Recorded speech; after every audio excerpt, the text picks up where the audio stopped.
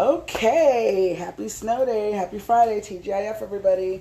It's Afia the Money Lady. If it doesn't make money, it doesn't make sense. Make sure you go to all of my socials. I am on Instagram at The Money Lady and on YouTube at Stop Renting and Buy from the Money Lady and www.stoprenting.biz. So, today you guys are lucky. You're going to actually get a live call that I'm going to make to one of my lenders, one of my favorite lenders. He specializes in VA loans. I'm doing a VA loan right now for one of my favorite borrowers, a veteran. With this particular loan, I know I did not do a video on refinancing. This is the best time to refi. Why? Because you can lower your interest rate, which will lower your monthly payment. You can also consolidate your debt. If you have high interest credit card debt, I would say $10 to $20, $30, $40,000 in debt. You can call me to help you refinance. Take money out of the equity in your property and put it into a fixed 30-year loan. Okay, why do you want to do that? Credit cards are revolving debt. Revolving debt means that every day your interest revolves. Every day your balance goes higher and higher and higher because it revolves every single day. Why do you want to put it into a mortgage? Because a mortgage is a fixed interest rate. Whether it's a fixed interest rate or an ARM, which is an adjustable interest rate, it's still fixed because it has an amortization schedule.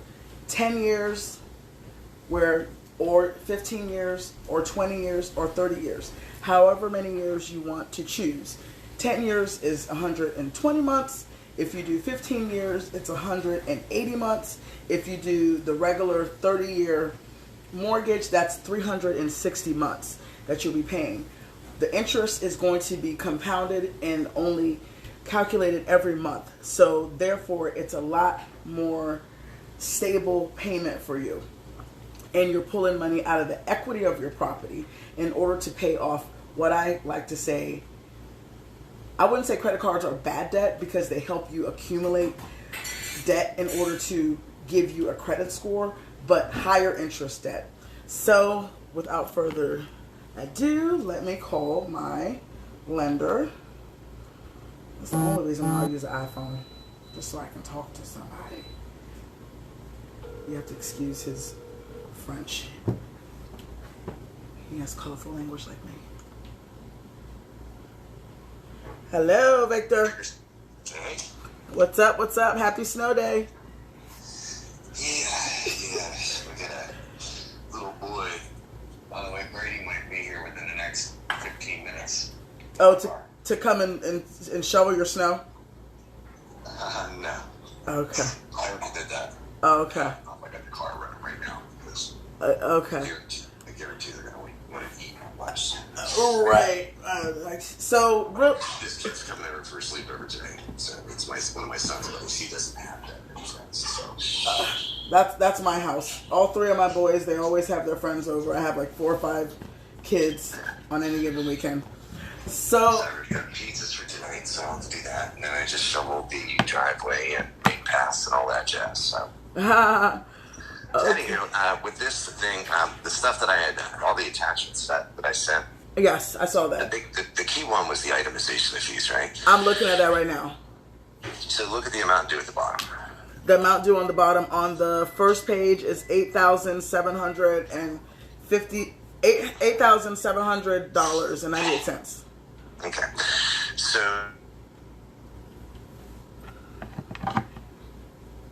you went out, Victor. it's the dollars you would have to bring to the table. Yes. Now you indicated that you're going to do some form of a broker cure, so I attached that form as well. Yes. So if you're doing a broker cure, that 2.75 is going to decrease. Correct.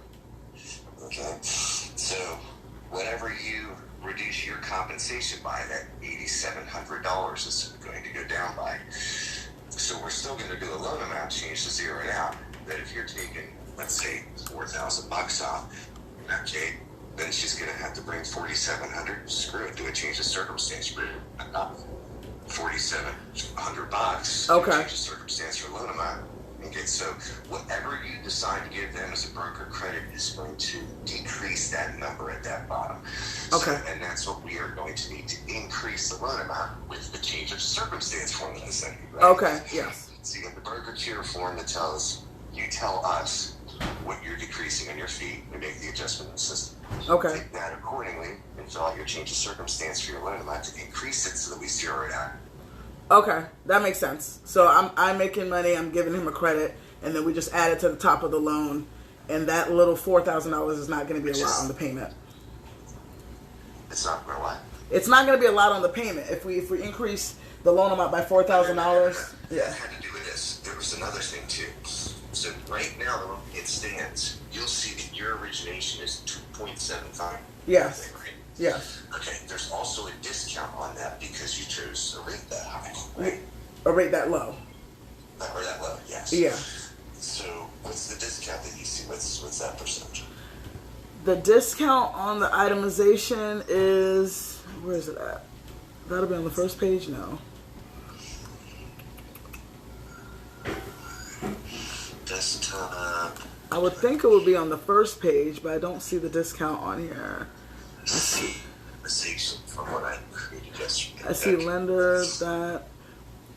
Okay, broker compensation $12,218. That's your broker compensation. You got an underwrite fee. Okay, there it is. Okay, Origination points 1.138. that's the discount. So if I add 1.138 to your 2.75, 1.138 onto your 2.75%, just with those, a 3.888, right? Okay. So you are now over your points and fees test. But when you decrease your fee, it's also going to decrease this number. Exactly. So just as being a prime, and not only that, there's one other fee that goes into it, which is the $595. So let's take our loan amount. And the hazard was paid, by the way. They paid it for the year. It was paid. Okay. It was paid. So that'll just give him extra $1,100 that'll go to him, but he can't get more than $250, right? Now I have a base loan amount of 435. So let me do this one. Okay. 595 divided by 444,305. The current loan amount is the price. That's not it. It's 595 divided by 444,305 equals. Okay. So your underwriting fee is costing you 0.133. Let me add that. The discount, you mean, not the underwriting fee. So now with the underwriting fee, when I add all three together, I get 4.021. So I would say that you need to decrease your fee, I would say by at least 1.05 to make sure you're under three. Now, if you want to do more than that or less than that, I'm just trying to make you pass the test. Now, I can include the underwriting fee into the pricing, but it doesn't really change anything because all it's increased. Okay, that's fine. So I should decrease my fee by what? 1 point what? By at least, well, I would say 1.05%. Okay, 1.05%. Oh, 1.05%. Okay. Yeah, which would basically take your number from the 4,400. You got, and if you take a look at this itemization here as well, and over here.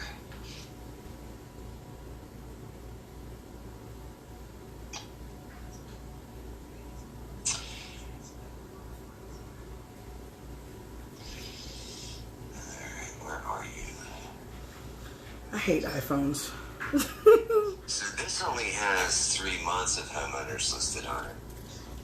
I would say you're going to probably want to get a copy of that paid invoice. Is that just the escrow piece? Yeah, I mean we can. I think we can pad it, like put maybe 6 months on there. Yeah, one second.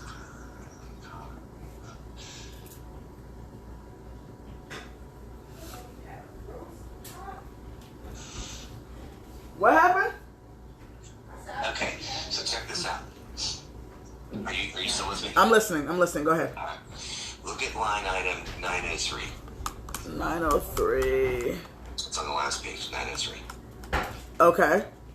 You see where it says homeowner's insurance? You said 1107? 1107, yes. And then you see line 1002. 1002. Right Yes, next to it. yes. For 200 and, yeah. So those are the prepays that we're collecting 3 months at 92.25. Okay. So you're going to use that number. If You're breaking up. Okay, you said I'm going to use that number. Yeah, the $1,000 number. Okay, $1,107. Yeah, the 1100. Yeah, that get a paid invoice because I guarantee that's been dispersed. It's due in less than a week. Yes. So get a paid invoice on that. We get a figure out of it. Okay. You're talking. You're at your 8,800. Bring that down 1,100. You're at 7,700. You're taking at least a point off here, 1.05 off, which approximately is like $4,500. Yeah. So if we take off the 4,500, the 1,100, that's a total of 5,500 off the 8,700 is $3,100. I'm just approximating these numbers. So then the change of circumstance, if you're just going to do the 1.05 and you're not going any higher than that, then you're going to have a change of circumstance. It's going to increase that loan amount by, I don't know, it's 3,000 and change. So what, 8,700 minus 1,100, that's 7,600 minus your 4,500 brings you down to like another $3,100 due at the table. So you increase the loan amount by approximately that $3,100. I'd probably pad that loan amount by $250 just to give us wiggle room and per diem. Okay, so increase the loan amount from the 444,035. Increase that to what? By at least $4,000? I mean, I'm not. Well, if you want to say it again. You're going in and out, Victor. Can you hear me? You said increase it by $4,000 to pad it, correct? Speaker. Can you hear me? I hear you. All right, good. Let me go back over here. So, I know I'm going to take it down at least 1.05. Correct. And I'm just approximating numbers right now the best I can based on the current loan on. I got 444,305 times 0.0105 equals 4,000.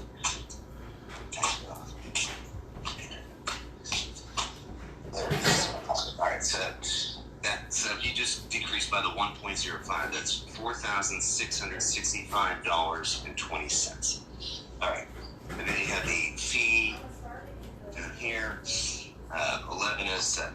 1107. Okay, so that times it's $5,772.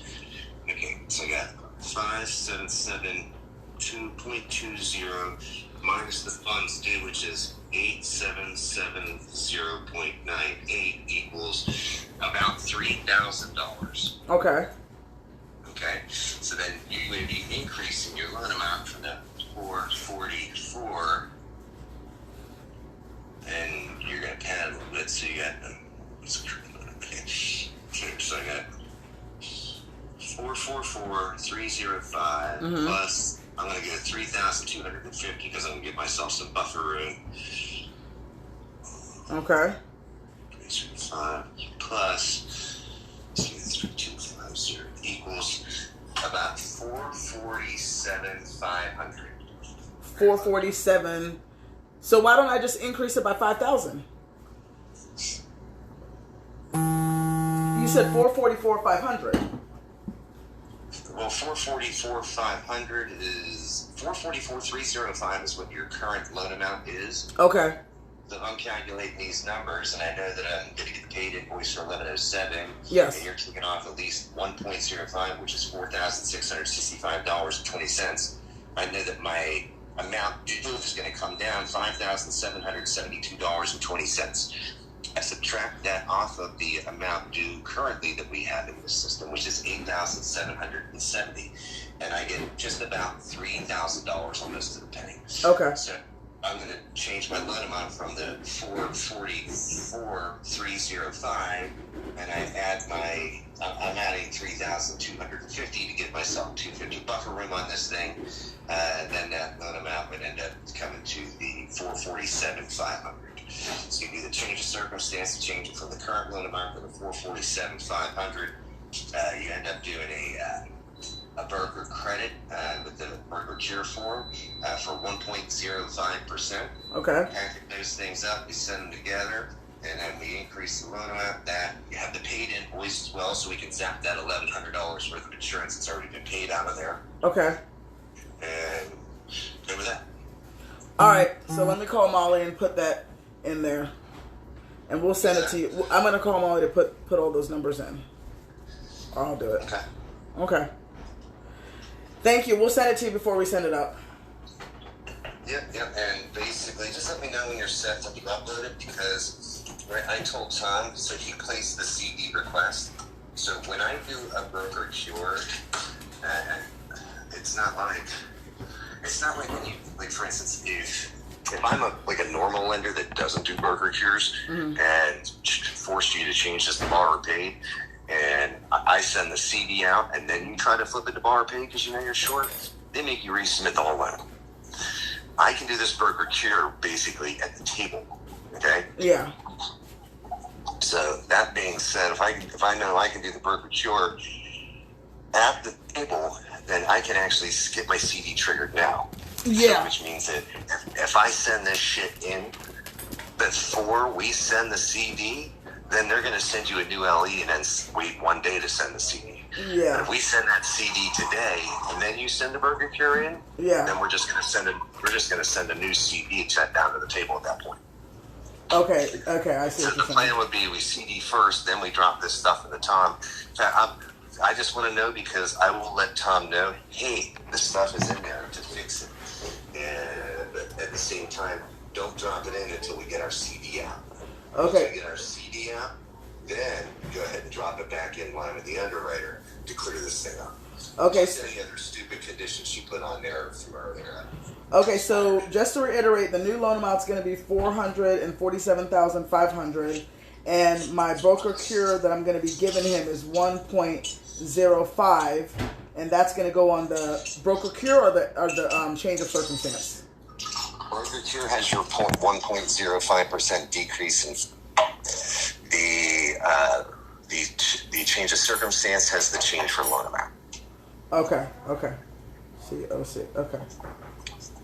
All right. Thank you. Yeah, I've done a few of these things in my time, and you got the numbers down. Listen, I love crunching numbers. Anybody else listening to us would be like, "What the hell are they talking about?" We got it. I have a couple of my LOs where if I were explaining this to them, I mean, dude, I had a dude yesterday where he just called me on the other line too. His loans are all screwed up. I'm trying to help him fix them. He's got like 3 in-house with me. But I mean, I actually submitted the loans for him. Anyhow, I'm explaining to him yesterday, no, here's the difference between borrower paid compensation and lender paid compensation. Yeah. Can you send me a copy of my log? I sent you a copy of the log when you asked me for it yesterday. Are you yelling? Yeah, okay. I'm going to get this over to Holly so we can get this done and get paid, and then we can close after the 3 days when they send out the CD. So if they send out the CD today... Exactly. I just want the CD triggered. I want it out. Anything that's going to fund this month on a refinance, the CDs have to be out by Tuesday. He requested it, so I'm looking to have this thing out today, this CD. Okay. And once that CD's out, we drop these things in there with any other items. Make sure you get that paid invoice. I know she sent out an update with some minor couple items to correct, and that's about it. Okay. Will do. Thank you. TTC on Monday or Tuesday. Make sure we close it. Absolutely. Thank you. And he's going to be getting his escrow, his current escrow. That'll go to him as a bonus whenever we pay them off, correct? Yeah, so whatever's currently in his escrow account, we'll get that payoff. It's just the dude that doesn't pay transfer tax. Yeah, he's tax exempt. He's 100% disabled vet. Okay, so if he's 100% disabled vet, I'm not sure how much they're really going to have later on. They just... Well, I mean, at the beginning, he didn't have that, so we actually escrowed. When we did the purchase, you and I, we escrowed and we did the regular escrow. So he'll have a little bit of money. He'll have that amount of money that we took at the beginning. Okay. Yep. All right. Yes, that's right. Okay. All right. Cool. Thanks, Victor. All right. All right. Bye-bye. What? What? One more thing. What's up? I don't have it in front of me. I just pulled up the itemization fees that I sent you, but I don't have the file up in front of me. I would just double check, because you understand what I'm doing now, right? So double check the payoff on that itemization versus the new payoff you received yesterday. I don't know if that was incorporated into this. And the payoff. Okay. Yeah, that'll be huge. Because right now we're using whatever we were using for.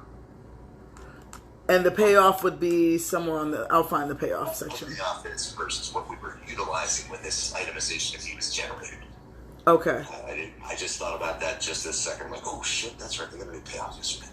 That could change the figures, but it's not going to be that huge. Just adjust them slightly accordingly. Okay, I see it. Yeah. Okay. 5%. So if the payoff is $1,000 more than your COC for loan amount, add another $1,000 to it. $1,000 less. Subtract $1,000 off that loan amount. Correct. Makes sense. I'm going to check that right now. If I'm using the right figure from the new payoff, then don't touch shit. All right, I see it. I see the payoff number right there in the summary. Okay. Thank you. You got it. All right, bye-bye.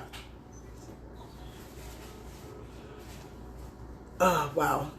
That was a lot of numbers. That's what we go through when we're doing a refinance, even a purchase. We have to make sure that all the figures are together, because every single line item makes a difference. So I will check that before I step out. TGIF, everybody. Don't forget to visit all of my socials, The Money Lady, on Instagram and on YouTube. Stop renting now and buy with The Money Lady, and go to my website if all else fails, www.stoprenting.biz. If it doesn't make money, it doesn't make sense. See you later.